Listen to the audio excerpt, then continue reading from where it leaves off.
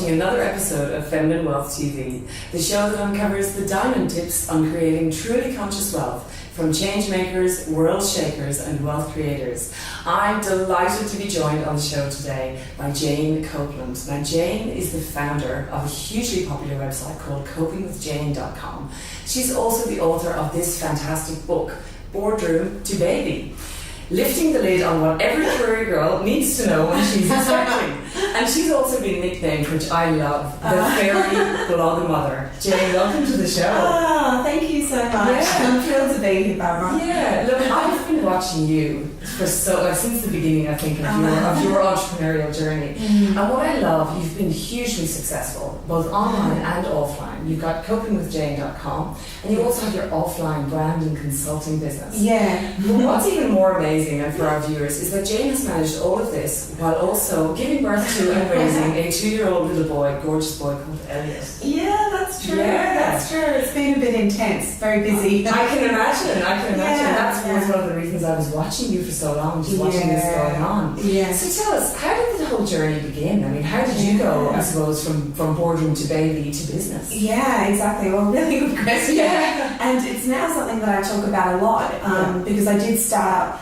my business while I had a baby. And I guess the thing is that a lot of people don't know is that when I was actually pregnant, I got diagnosed with an autoimmune disease, right? Okay. So it was actually illness was the catalyst for changing my life, I guess. Yeah. Because what actually happened with this autoimmune disease was that it affected one of my eyes. I had Graves' disease, and randomly it went to one of my eyes and it caused my eyelid to retract. Okay. Which meant that for 2 years, I basically, it changed my whole identity. Oh, it's really weird. I mean, looking at me now, you wouldn't have no idea at all. But I've actually had like 3 operations to correct it. But anyway, the point is that I went through this enormous change that happened in my life.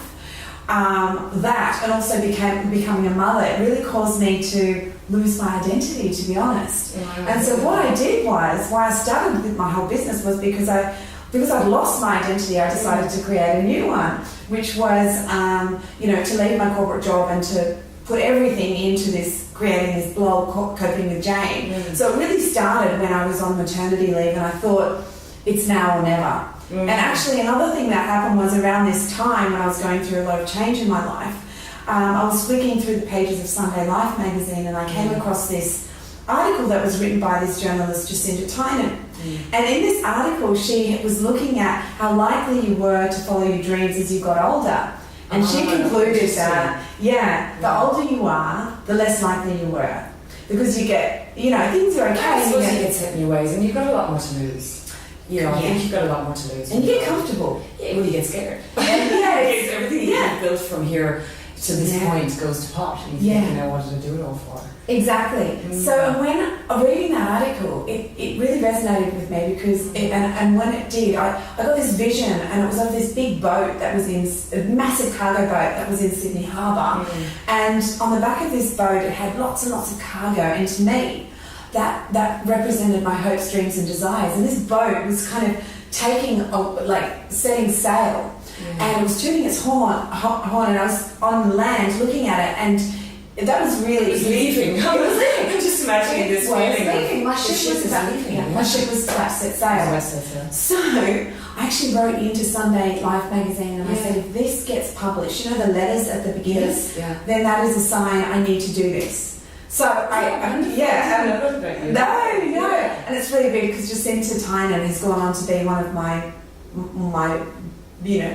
biggest clients, and I'm working with her a lot. And another really weird thing is that the image, it's a bit freaky, but she was wearing this yellow dress in that particular article, and that's the dress that I'm wearing on the cover of my book. It's just really weird, how things come around. But anyway, so that's, I had a feeling that it was now or never. If I wanted to do something, this was the time. I had to, otherwise I would never be realising my dreams. What was it about? I mean, how long were you in the corporate world for? You're probably the same as me. I think you were there, 12, 15 years, something like that. Exactly. And my job I was very, very tied. My identity was very tied to my job, which is why when I became a mother, and I just felt like I said to my changed. I said to my employer, keep my seat warm, I'm going to be back in 5 months. Yeah. And they went, are you sure you don't want to take the 12 months maternity leave? And I was like, no way, what do you mean? Yeah. I'm coming back. So when I had Elliot, oh my gosh, like nothing. I thought I was prepared, but nothing could prepare me for that. Yeah. So I fell in love with my son, and I realised that whatever it was that was going to take me away from him had to be really special. And although my job was doing quite well, it just wasn't enough. Yeah. And then there were other issues there as well. It just becomes a little bit restrictive to have. Well, I think this is going to resonate with an awful lot of women that are watching because, I know I've gone through that as well. I haven't had children yet, but I think you get to a point, it's that whole thing of your ship is sailing. And is this the legacy or is this the thing you want to do with your life? So what would you say about, for specifically if you can think of anything about the corporate world that just we weren't keen on anymore after Elliot? Yeah. Well, I guess it was, for starters, I was used to working till, maybe 7 o'clock every evening. And when I had my son, so I did go back on a part-time basis. And for starters, I just felt like, although no one said anything, I felt bad that I was working 3 days a week, I think a lot of women feel like that and they think guilt. They feel guilty for their children, and then they feel guilty that they're also not giving enough, or that they're perceived as not being giving enough to the role. And I had to leave early, so I started leaving maybe at 5, right? It's not really early. It's not really early. And I actually, because I felt so bad, I actually used to sneak out of the kitchen so no one would see me. Yeah. It's crazy. And then I just felt, I just lost it, my desire. I really wanted to do something that was, live a life that was true to myself and do stuff that was going to make a difference. And I'm interested, so the blogging thing, you started with a blog. So what was the decision? Was it just that you found you wanted a creative pursuit to look at, or did you have this big strategic plan from the beginning that got you to where you are today, or did you just start writing? Well, I really wanted to have a strategic plan. And because I was sick, I was really sick, and because of the way I was looking, I was spending a lot of time at home, and I just had a baby. So, I spent a lot of time Googling, trying to come up with a fantastic business idea or what was going to be the hottest, latest thing, and I just could not find it. But at the time, I could see that women were starting to really want to have a voice online. They were starting to have a lot of opinion pieces written by women. And I knew that I've always been passionate about women's issues and that sort of thing, and so I wanted to be part of that in some way. So, and as I was a new mum, and I wanted to connect with other mothers, so that's really what I did. Was I started up this blog and talked about issues that were relevant, that I thought were important. Yeah, to other mothers out there, or that, I like the name Coping with Jane. So literally coping, with this baby and all this new life. Yeah. So when I started, I did have a lot of experts and celebrity experts and some of Australia's biggest, best writers and things like that on board too. And I guess that was another thing. I saw lots of opportunities. For example, I did a course at Sydney Writers Centre. Oh, right, okay. And it was a feature writing course. And then what I saw was that a lot of these really amazing journalists were pitching work to magazines and they were getting rejected. So I knew that there was amazing content out there. So that's how because I know that you've had contributors from day one. Yeah. And I always wondered how you did that actually. Yeah. That's really, that's huge. Oh yeah. So, and that's also how I was able to get traction very quickly because these people already had big networks. So when they were on Coping with Jane, then they would share it with all their followers. Yeah, which is of course the big trick. Yeah. What I'm really interested to know now is, going from corporate. I've been in the corporate world. Lots of people work would have done as well. You go from corporate boardroom, high achiever role, to pajamas in your kitchen, with baby on your lap, typing away. It's so true. And you've got no help desk, you've got no coffees, no heels, no dressing up, nothing. Yeah. How did you cope with that? There must have been days when you felt just. Barbara, it's been a really big adjustment, and I did not see that coming. No one says to you what you just said, that there's going to be. It's a massive change, and it can be isolating. Yeah, it can be very lonely. And dealing with all the tech issues, not having an IT department. Honestly, I was the type of person that if there was a piece of paper stuck in the printer, I would be calling me. I was like that. And now I being a creative person, I'm not good at all that stuff, but I've taught myself how to do everything, like I know you have as well. You have to. You have to. It's very stressful though. It's stressful, but it is easier and it is empowering on one level, and you just have to do it if you want your own online business. It is possible because of YouTube University. You can find out everything you want to do. Anything you need to know, Yeah, it's just time because you got to put the time into finding it. And the other thing with what you were saying then is that how I've been able to survive the dealing with the isolation and the adjustment is tapping into online communities. You've got to have you've got to be a part of something. There's a lot of that out there. I mean, you can feel alone, there is. but not alone. You go online and there's so much there. Exactly, really the same thing. I found Jane online. So exactly. Yeah. So, and what I'm really keen to know, I can imagine, I mean, you came home and you said to your, partner, family, whatever, I'm giving up my high-flying career and I'm going to become a blogger. What was the response from the family like? Well, they thought I was nuts. They must have been totally mad. No one gets it. No. They don't get it. But again, because I was on maternity leave, it was almost like But you've really lost it. People would be thinking, she's gone, she's like out there. I think they did. Yeah. And I was a bit crazy. No. But I saw that was a window of opportunity for me to experiment, sort of thing. Yeah, and so to try something new. Yeah, and that's why I really had to push me to do something. It was now or never, that sort of thing. Yeah. But the other thing was that I did have about some money to a cushion, if you like. So I can just be honest with what that cushion was. I was prepared to spend, or the amount of money that I had to spend was $20,000. Yeah. I didn't end up spending that much money. But that's great, because that's not, that's a doable number. I think most people can do, 5, 10, 50, people can find that kind of money. It's not like $100,000 that you need to get. Well, that's right. I mean, if you could start a business for $20,000, it really isn't that much money. And I actually, now that I work with a lot of other female entrepreneurs who are starting their business, you really do need to have something. Yes, you really need to invest. You can't, and I know that people think you can, and you can, but you need to invest. Like, for example, and I know you know the importance of this too. Yeah. One thing I learned, well, actually, when I started monetizing was when I got a coach.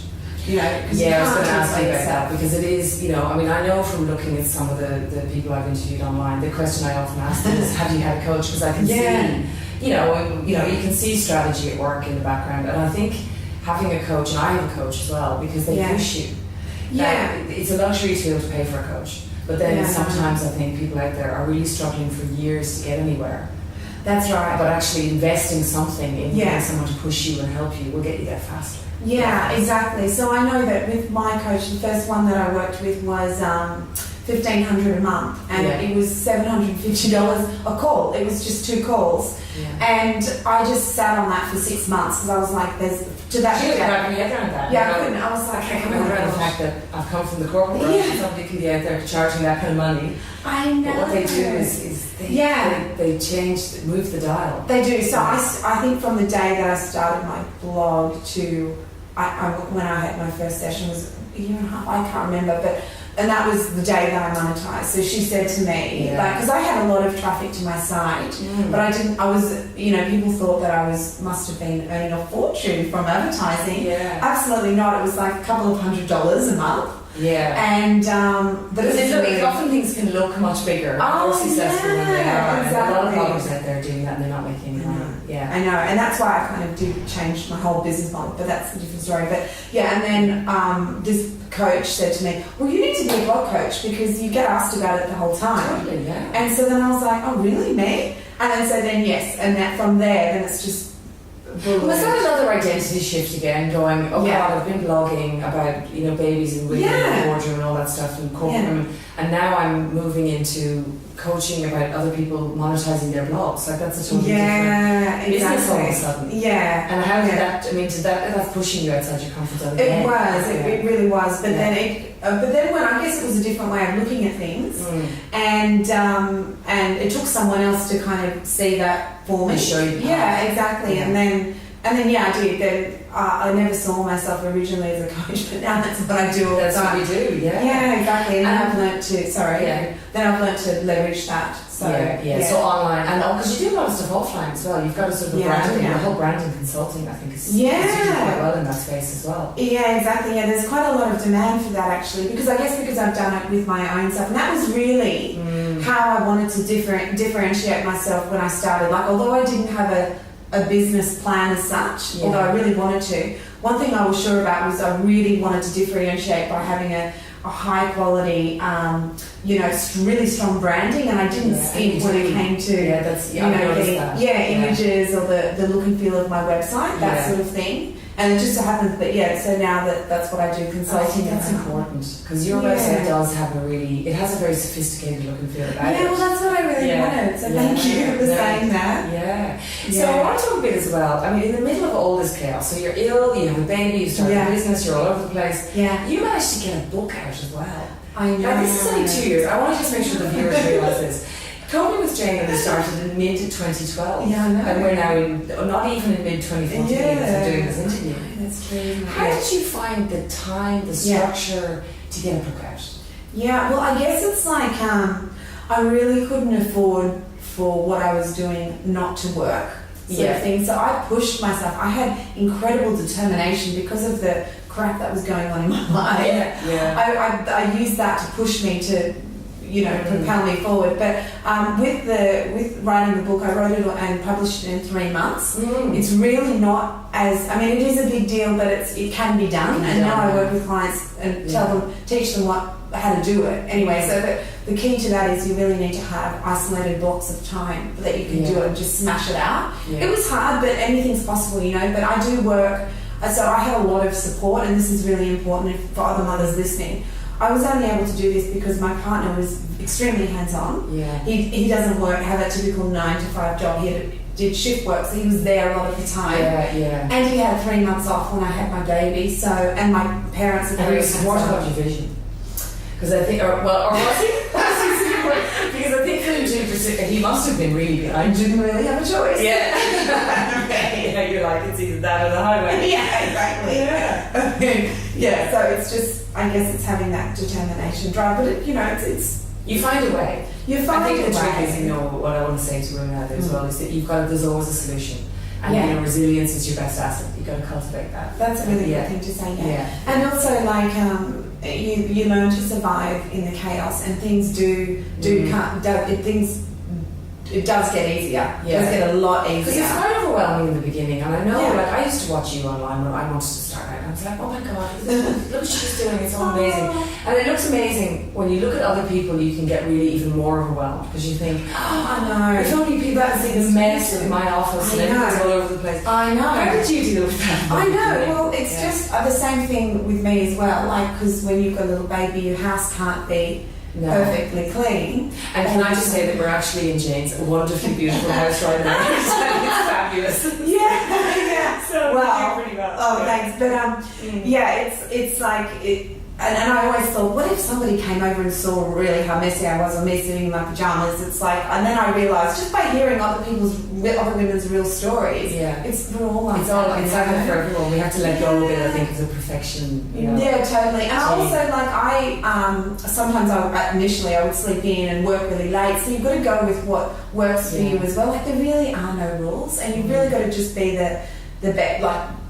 I think that's what works. I think that's why women are going for this whole starting business thing, because they can make it work for them whatever way works. Particularly with children.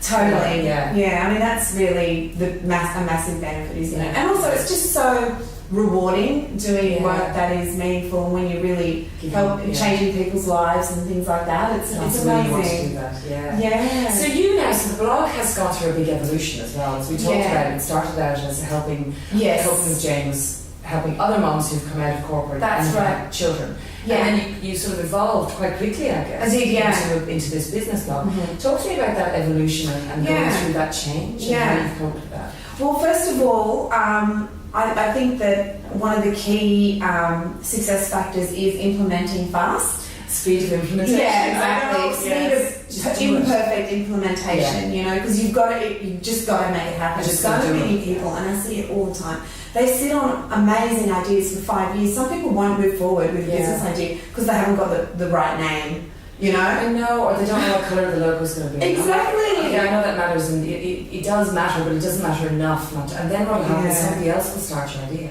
Yeah, Ideas that's so true. That's somebody else is going to come out with it. Oh yeah, totally. It's not your idea until you do it. Yeah, even though it's in your head. Yeah. The other thing that I want to mention is that I always see as well women who've just had babies wanting to do something like baby related. Yes. You know? Yeah. And my coach said to me, well, you know, you really need to be careful about how you're going to position yourself because you're going to grow, evolve, and you want and you're not always going to be in the baby stage. So you've got to have something that you have to think about your 5 and 10 year plan. Mm. So that was when I sort of realised that and did shift the focus of Coping with Jane, and my blog has kind of evolved as I have. Mm. So as I've moved from that, you know, having a baby, where I was talking a lot about that on my side, to now more kind of everything to do with having an online business and babies, like the whole thing. Yeah, that's it is. They're not mutually exclusive as women. We do have, you know, we literally do have baby on the lap and laptop and things going on, you know. Yeah, that's right. That's right. But when I did that, also, like my market has changed a lot too with the readers that were on the blogs too. Did that frighten you a bit when it started happening? Or did you feel like, oh, am I losing my you built this big list and then you've got a whole new list happening? Yeah. Well, actually, it's funny you should mention the list because originally I had a lot of traffic and my blog was, you know, was on lots of people's radars, but I didn't have a big list because I didn't really understand the importance of building a list. Right, so whereas now that I'm spending a lot more time working and I actually don't blog as much, like before I was publishing posts 3 times a day. Now it's like maybe twice a week. That's a lot, yeah. So, so I have less traffic, but my list is bigger, and it's like I'm making money. So it's not about traffic. It's about, you know. Well, and this is the thing I was hoping you'd touch on this actually, because you know a lot of people are out there trying to get traffic, but traffic is totally useless unless you're monetizing it. Yeah. I mean, you know, traffic and even list building, unless you're converting it. Yeah. Somehow down the track and getting a proper business model out of the blog. Yeah. Otherwise, it's a hobby. Yeah. And there's lots of hobby bloggers out there, which is fine if you just want to write and that's a creative pursuit. That's exactly right. Yeah. So when you had all this traffic, when was the sort of the light bulb moment where you thought, I need to do something more here, I need to be getting email addresses and list building as opposed to traffic building? Yeah, I mean, I'd heard that. I guess I did this course by called B School by Marie Forleo, and then I understood the importance of building a list. But even today, like really the turning point again with my business was when that was it, that I realised my list. So all of my work comes from my list.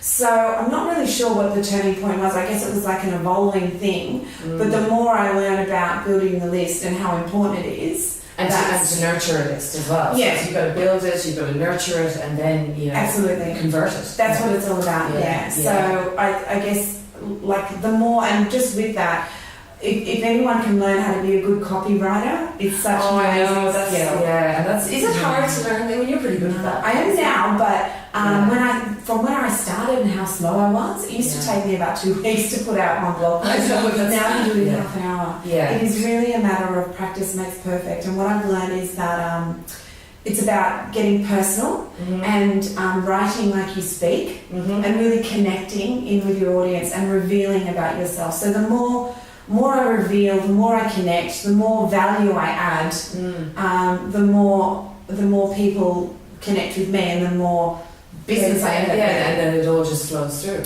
Yeah. And in terms of, so when you started the list building exercise, and you started, did you play around with different opt-in offers, or well, you know, did ones work better than others, or did you just have one, you went up there and that was your opt-in? How did that? Yeah. So that's a good question. I think the fact that you can now pay for traffic, and what I mean by that is you can do a low-cost Facebook ad, send it to a landing page that has just an opt-in offer on there, so we're giving away something of high value in exchange for getting on their list. that kind of really changes everything. Everything, yeah. Because you don't need to do what I call hope marketing and hope that you're going to, write a blog post, share it on social media, get people to your site, and that they might sign up to your newsletter. Of course, yeah. Now you can actually more targeted stuff. Yeah, and even though I get traffic to my blog, the most growth that I see in my list is when I have specific opt-in things. So my advice is for everyone to try and create something new to share in exchange for getting people on your list at least once a month. I don't do that, but that's... So change the opt-in every month, you mean? Yeah. Oh wow, so maybe sort of 5 steps to do whatever, or handle. Oh, that's interesting. I hadn't thought about doing that, actually, changing. I mean, I'm talking about on your website, yes, but I'm also talking about on paying for it sort of thing. Oh yeah, with Facebook ads. I mean, they're not expensive anyway. No, and when I say that do it's $5, $10, $15 a day sort of thing. Oh yeah, definitely. And it's more just so you can use really inexpensive technology such as lead pages to create these landing pages that can kind of do the whole. You can send them to the... I'm getting a bit advanced here, but it's crazy the stuff you can do at the moment to get people on your list, but it's so important. It's really important. Yeah. So you can have...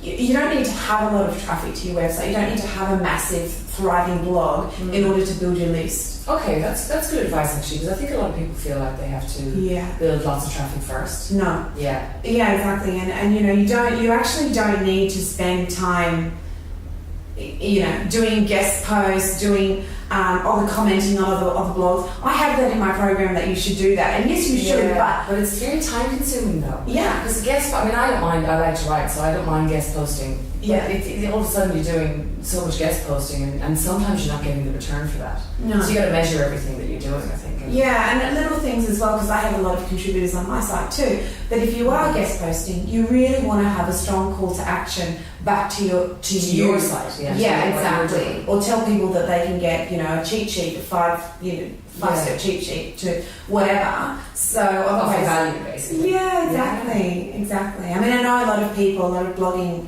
experts say do guest posts and everything. Yes, that's true. But the reality is that you can list build at the moment by just paying for it.